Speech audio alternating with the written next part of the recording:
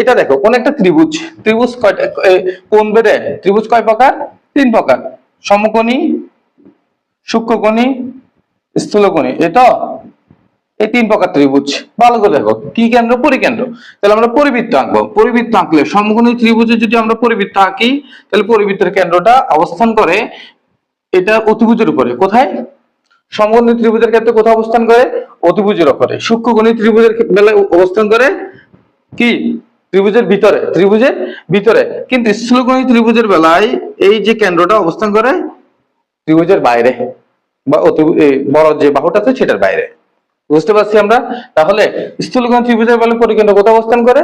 ত্রিভুজের অভ্যন্তরে, ত্রিভুজের বহির্ভাগে, ত্রিভুজের শীর্ষবিন্দুতে, ত্রিভুজের যে কোনো বাহুর উপরে না, এটা কি হবে? ত্রিভুজের বহির্ভাগে, ত্রিভুজের বহির্ভাগে। বুঝতে পারছি আশা করি। তাহলে একটা শিখে দিয়ে তিনটা বুঝলাম না আমরা? অন্তবৃত্ত হলে কোথায় হবে? সরি, সমকোণী হলে কোথায় হবে? সূক্ষ্মকোণী হলে কোথায় হবে? স্থূলকোণী হলে কোথায় হবে? আশা করি তিনটা টাইপ আমরা বুঝে ফেললাম। একটা ত্রিভুজ মানে তুমি অনেকগুলো, সরি, একটা এমসিকিউ থেকে